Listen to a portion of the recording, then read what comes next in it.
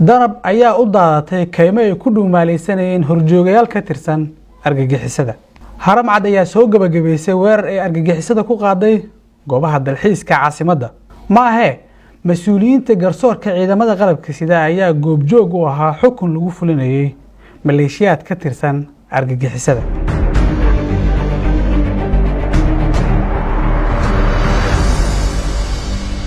haddaba ma jirtaa hab kale oo ay ula dhaqanto dowladda argagixisada?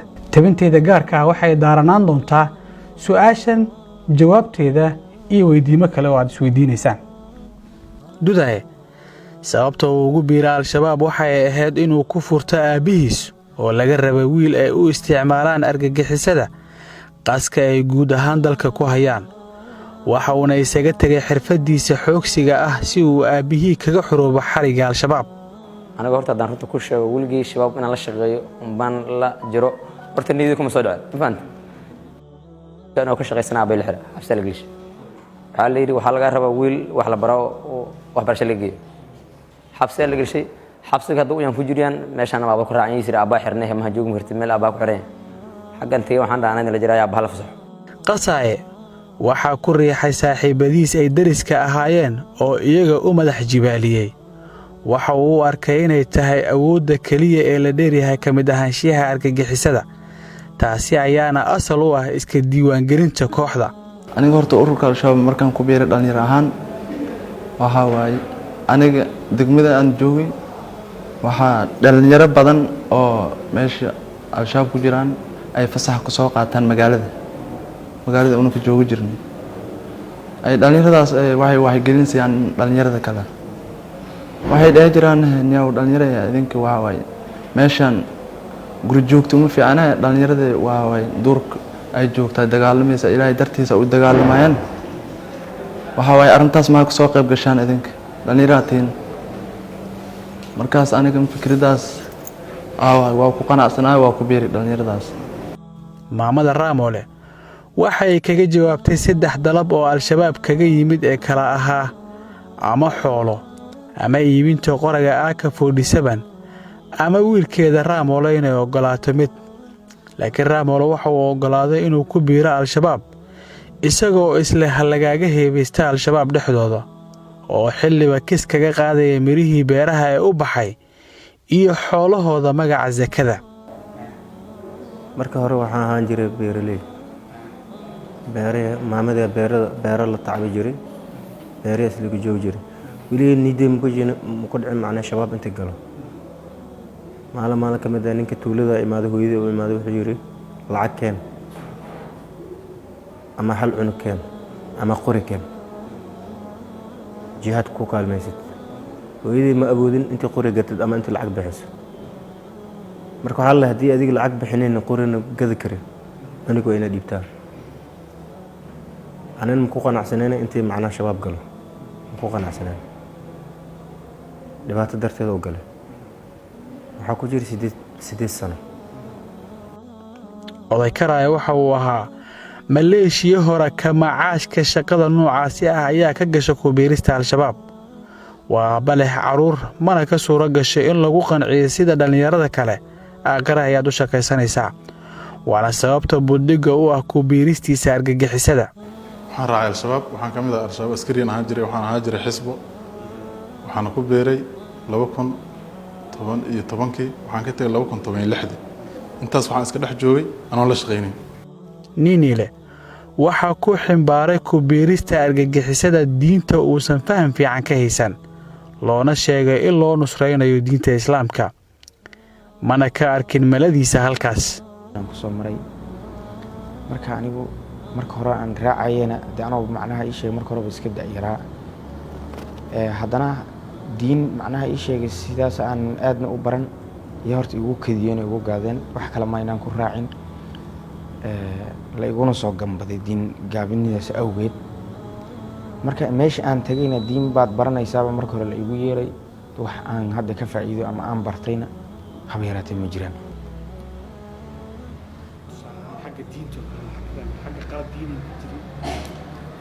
xaggaas anigu macnaha ii sheegay horta wax diina kumaanan arkin macnaha qofkii inta ku imaaday ilaahay ka cabsi ku leeyahay isagana xumaanta kaaga horeeyo baan ku arkay nabigana kaaga horreeyey baan arkay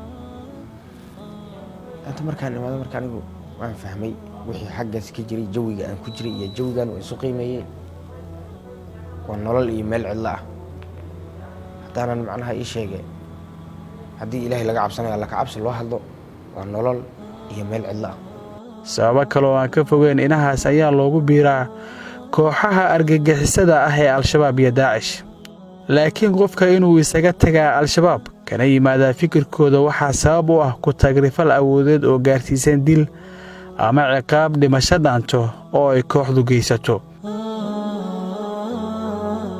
Sugay ayaa ii sheegay isagoo ku jira Sarandi oo ah xarunta dhaqan celinta isa soo dhiibayaasha ka yimid argagixisada tacadiga al-shabaab ay kula kaceen maleeshiyadooda ama dhalinyarada kale ee ku nool goobaha ay ku maamulaan maquuniska dhuumalaysiga ah adiga ilaahay hada ka cabsanayna bani'aadamkii laga cabsanaya kullay waxyaalo oo lagu dhaqmi jiray oo la diiday diin ahaan hada ku dhaqantin hada caadiska ah oo ayaga diidayna dantooda ku jirto oo saas loo diiday iska jirto oo dadka lagu adaadinayo kamida hadda oo lagu arko oo hada meemir la dhageysanano ninkan dambigiisa ilaahay ku xisaabtamo meemir la hadii lagu arko xalee guri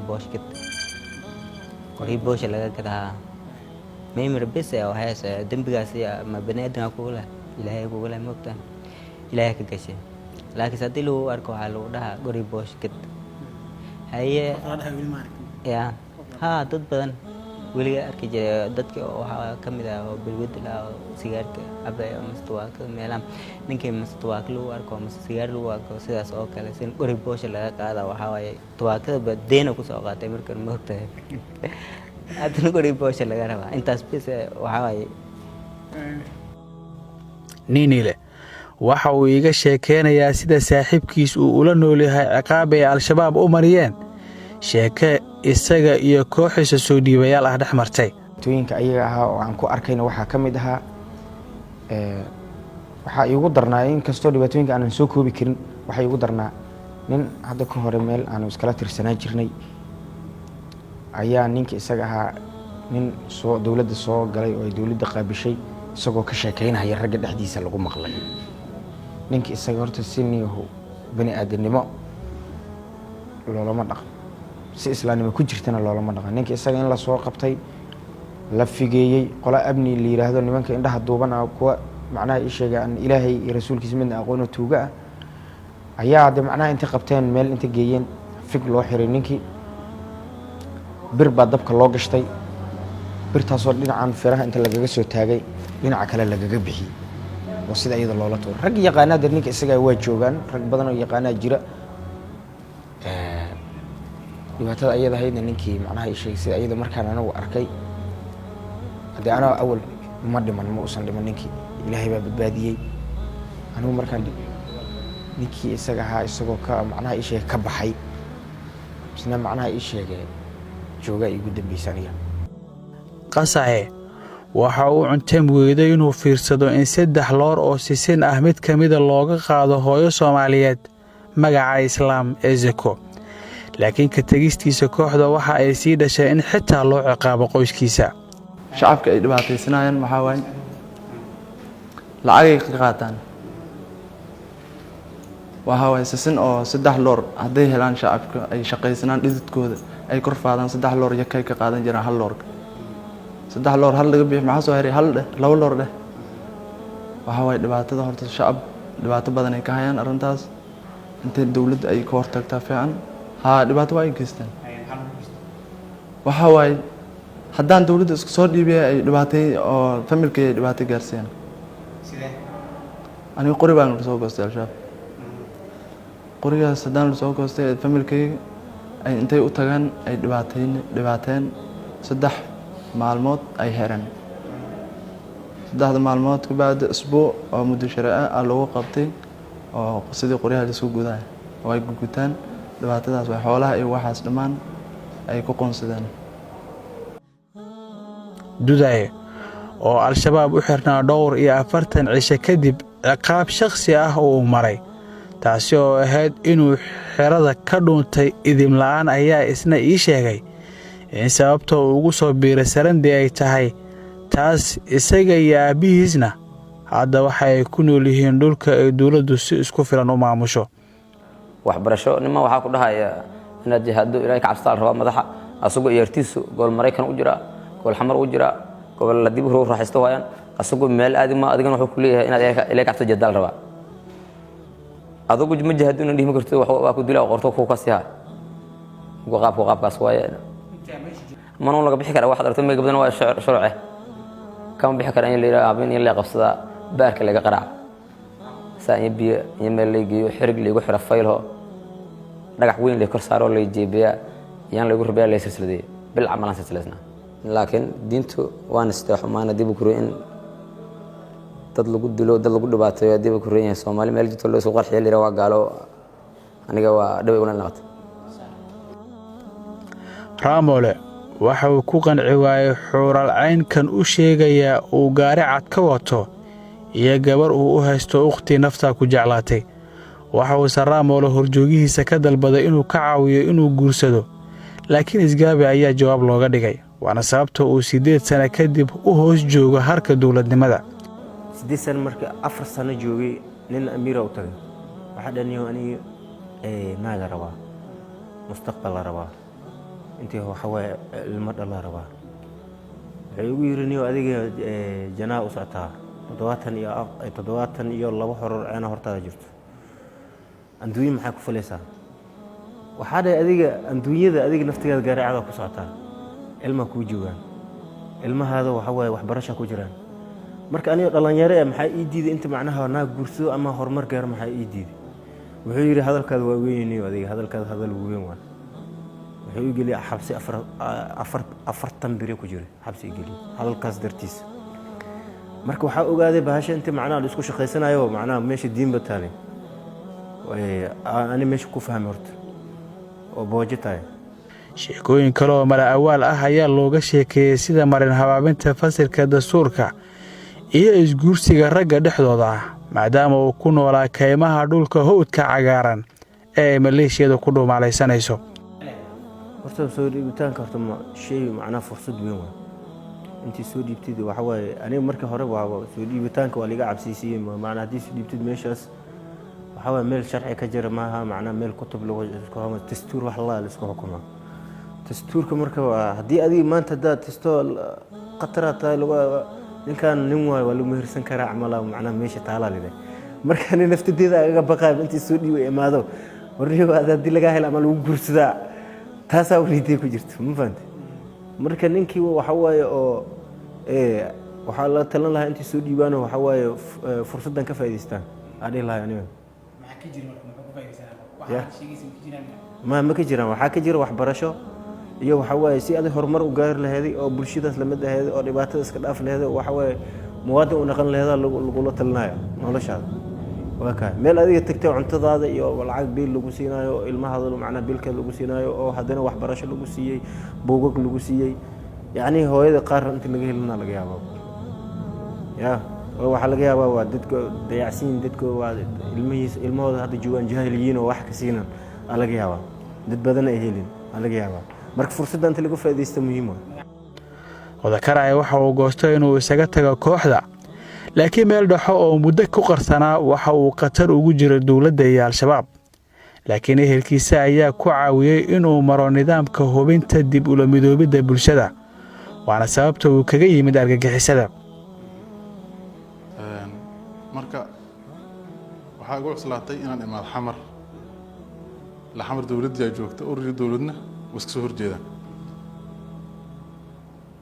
markii ugu cuslaatay xaqana ay ka jirto dadkii fariistay in la qabanayo qaraabadii markaan wareystay dhaqan celin jirta la sheegay dhaqan celintina meel isku soo dhaweynayo oo hal sano lagu jira oo ka bacdi laga baxo xor noqonaysan ay tahay haddaba celcelis ahaan inta u dhaxayso 17 bilood ilaa 36 bil oo u dhiganta sanad iyo bar ilaa 3 sano ayaa dadkan dib u habeen loogu sameeyaa fikirkooda la marin habaabiye ee ku dhisnaa isdilka dilka dadka kale iyo gaalaysiinta dadka aan ahayn argagixisada waxaa la baraa diinta islaamka culumta asaasiga sida qorista, afkeenna, xisaabta, isticmaalka kombiyuutarka, farsamooyinka baabuurta oo 3 nuuc leh, caafimaadka sida first aid. waxay helayaan maktabad, garoon kubadda cagta ah iyo ciyaaraha wareegga. waa tuulo ay u dhammaystiran yihiin adeegyada asaasiga ah ee bulshada oo xitaa aad heli karto adeegayaal kuugu adeega sida dunida horumarsan. waxaad heli kartaa la talin caafimaad iyo daaweyn dhammaystiran. howshaasi oo dhan waxaa uga wakiil ah xukuumadda, wasaaradda amniga qaybteeda DRB Defector Rehabilitation Program. barnaamijka dhaqan celinta soo dhiibayaasha DRB Defector Rehabilitation Program waxaa lagu talagalay dadka ama dhalinyarada ay maran habaabiyeen argagixisada, kuwaasoo runtii loo fidinayo fursad kale ay kaga faa'iidaystaan inay dib uga soo baxaan fikradaha khaldan ee argagixisadu ay u isticmaashay dhalinyarada Soomaaliyeed. barnaamijka wuxuu kooban yahay 5 tiir. tiirka ugu horeysa ah wacyigelin, oo in la wacyigeliyo ummadii loo sheego khatarta ay leeyihiin ururka argagixisada. waxaa ku xiga reception, oo ah soo dhaweyntii, in dadka la soo dhaweeyo si wanaagsan oo bil'aadnimo ay ku jirto. number 3 waxay tahay screening, oo ah qofkaani in la baaro inuu yahay in khatartiisa la baaro inay khatartiisa yar tahay ama ay badan tahay. waxaa ku xiga dhaqan celintii, oo ah xarumihii lagu dhaqan celiyo dadkii ka yimid al-shabaab ee ah ururka argagixisada. waxay kooban tahay xarumaha waxay kala yaalin Xamar, Kismaayo iyo Baydhabo. kullina waxay helaan dhaqan celin dhammaystiran, waxbarasho, caafimaad, xirfado ku shaqaystaan, weliba lacag la siiyo dadkii ay ka soo tageen, iyo markii ay baxayaan in la siiyo lacago ay ku bilaabi karaan noloshooda. taas fursadaasna waa mid muhiim ka dhigtay in barnaamijkan uu soo jiito dad badan oo ay maran habaabiyeen ururka argagixisada. sidoo kale dadka fursadaha la siiyey ama la siinayo waxaa ka mid ah female-ka ama hablaha markaasi ka mid ahaa al-shabaab iyo carruurta, kaasoo iyadana lagu talagalay barnaamijyo u khaasa oo gaarsiiya heer ay dib ula midoobaan dadkoodii.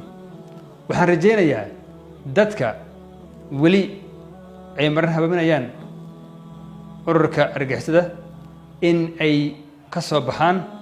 dowladda Soomaaliyeedna u diyaarisay qaabkii ay u soo bixi lahaayeen iyo nolol ka fiican midda ay hadda ku jiraan. waxaan rajaynayaa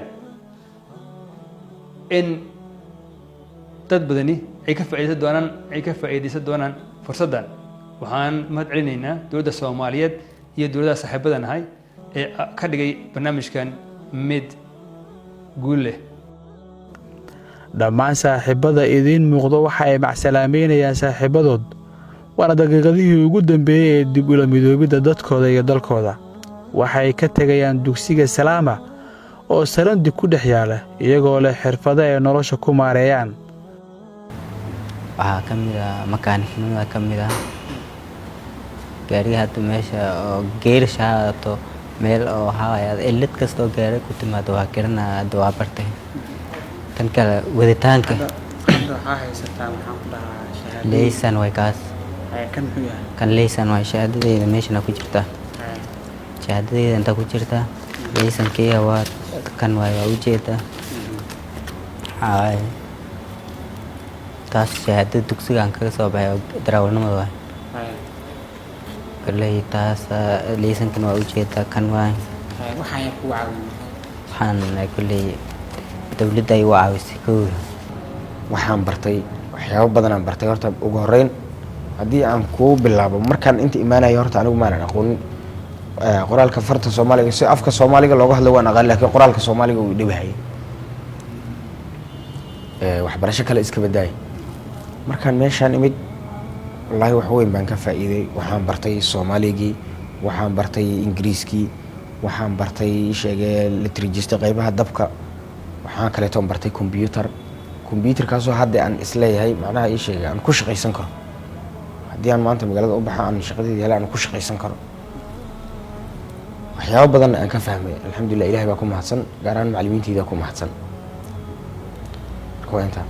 marka lagu keenayo soo halaysan baaritaankiisa waxaad ka bilaabaysaa bateriga, kabacdi aad fiilooyinkii iyo asiga sii gudagalaysa. marka waa ku shaqaysan karaa maanta haddii aan tago magaalada waxbuu shaqo uga anfacaya, waxaan bariiskay kusoo dhacsan karo oo ciddeyda ku biilan karo. marka dawle iyo urur kala gacan dheere danaysta meeshaan dhaqan celintaa jirtee soo mara processkaasaad u danaysataan saasan leh. aniga Soomaali waa bartay, harqaan waa bartay, meeshaan wax walba waa ku bartay. ugu shaqaysan karo faryaamo waxa bartay alxan af Soomaalina waa bartay, xisaab ma kasi jirin. hadda dib dukaan furto ama wax furto caadi waa ku shaqaysan karaa. alxan waa bartay, ganacsina waa bartay. hadda dib dukaan furto ama wax furto intii aanay ku ganacsan kara ama alxan hadii oo aanay furto caadi waa ku shaqaysan karaa. koox dhan oo u adeegta dhammaan isu soo dhiibayaasha iyo xafiisyo bulshada la xiriiriyay xagga shaqada ay leeyihiin. waxaas oo dhan dowladda ayaa u diyaarisay. ka warqab dowladeed iyo daryeelka reerahooda ayay haystaan, oo waxaa laga bixin jiray biilka cidihii ku tiirsanaa dhaqaalihii ay ku noolaayeen, walow aanu jirin gunno ee argagixisada siin jirtay, maadaama ay badi ahaayeen xisbo ama jabhado, iyo xoogaa xitaa ay ku abuuran karaan shaqooyin farsamada gacanta ah marka ay halkan ka tegayaan. wallaahi nolosha aan ka soo baxay nolol kolley dadka dhan u jeedaba nolol fiican maaha. kolley farxad iyo waxa ay nolol dareema inta dawladda ku soo biiray. meeshaan wax nolol fiican hadda xagga nolol kuma haysta ma ogtaa dib u horan yaayeen. dhibaatar waa u dhiiro qajac u dhiiri noloshiisa tii waxa laga yaabaa maanta xaaskiisu inuu ku kacsayn oo waxa uu hadii uu koran yahay siya ataa inaan la ragal ma ogtaa. noloshaada iyo waxbarashadaada iyo waxa way farxad ku noolaanaysa oo familkaada lagu keenayo oo ilmahaada adiga is arkaysiin. inta imaaday waxa markiis imaaday waxada wadid xun markan macallimo wanaagsan iyo agaasimo fiican iyo waxa way jiifkeeda cuntadeeda waxbarashadeeda helay. marka danaysta naftiina badbaadiye, nafta ummadana badbaadiye, processkan jirana soo mara si aan adigu badbaadaan la idina dhaqaaleeyo sida anaga noo dhaqaaleeyo kala saasan leh. halkan waa garoonka ciyaaraha ay ku ciyaaraan isu soo dhiibayaasha ka yimid fikradaha xajirka, waxaana iska leh xerada loogu talagalay isu soo dhiibayaasha Sarandi. goordhow waxaa halkan ka bilaaban doona ciyaar u dhexeeya kooxaha DSU iyo SYL. waqtigooda nasiinada ee firaaqada halkan ayaan kala qayb galayaa jimicsiga. nala socdo.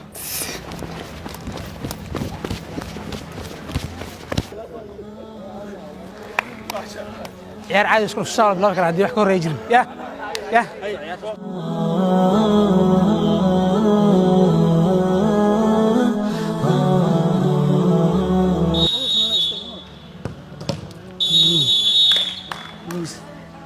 waqti dheer kadib halkan waxaa ku wada ciyaaray labadii kooxood aan idin sheegay ciyaartan ay ku bilaabatay DSU iyo SYL. waqtigii loogu talagalay ciyaarta labadaba waxa way isku mari waayeen, laakiin markii dambe waxay isugu tageen rigooro. sidaas darteedna waxay ciyaarta ku soo gabagabooday 4-3, waxaana ku badisay 4 kooxda SYL. DSU ayaa sidaas ku hartay. macasalaam. marka uu dhammaysto qofka xilliga dib u habeyntiisa togan, waxa uu sii jeclaystaa sii joogista xeradan. waxa uu leeyahay ilaalo gaar ah oo si dhow ula socota dhaqdhaqaaqiisa, hubinta bulshada inuu amni kula noolaado oo kale. inta uu ku jiro xeradan qofka isu soo dhiibaha waxa uu heli karaa xiriirka reerkiisa, la socodka dhacdooyinka dalka, fasax dabayaaqada toddobaadka mar, iyada oo ay la jirto ilku haynta booliiska. waxa ugu horeeya ee qofka ku jira xeradan uu maqlaa waa weedha Allah subxaanahu wa tacaala iyo ku hagidda fasirkeeda saxda ah. qof salaad ceshay jamaaco ku soo tukaday qofkii dhiiggiisa banaysta oo dila dimada ilaahay kuma jiriyo qofkaas, yani ballantii alluu ka baxay subxaanahu wa tacaala. wamaca daalika wuxuu dhihi jiray dimada ilaahay inaan ka baxa mar rabuu dhihi jiray asagoo faasid ah oo dadka laayo la og yahay ayuu iska ilaalin jiray qofka cesho soo tukaday inuu dilo. waxyaabahaas waxay noogu filan yihiin tusaalooyin. waxaan ku soo gabagabaynayaa marka qodobka ah dadkii hore ee saxaabadii nebiga calayhi salaatu wasalaam dhibi jiray oo lagu magacaabi jiray khawaarijta iyo kuwa maanta jooga sifaadka iyo tilmaamaha ay wadaagaan. waxaan ka soo qaadan karaa oo kaliya inay iska ilaaliyaan waxyaabaha dhiigga ka hooseeya, dhiigguna uu la fudud yahay. waxa ugu dambeeya uu maqlaana waa wax ka barashada wadaniyadda iyo dowladnimada. waxaan soo martay 9 madaxweyne. 9kaas madaxweyne 4 madaxweyne waxay ahaayeen ku-meel gaar, 5 madaxweyne waxay ahaayeen rasmi. 5 rasmiga waa kuwe Allah naxariisto Aadan Cabdulla Usmaan, Cabdirashiid Cali Sharbaake, madaxweyne Maxamed Siyaad Barre, madaxweyne Xasan Maxamuud iyo madaxweyne Maxamed Cabdullaahi Farmaajo. qiyaasta tirada ku dhowaad 3,000 ayaa ka qalin jebisay xerooyinka dhaqan celinta ee ku kala yaala Muqdisho, Baydhabo iyo Kismaayo. kororka isu soo dhiibayaasha kadib cafiskii madaxweyne Farmaajo waxay korortay 17% isu soo dhiibayaasha dhalinyarada la qalday.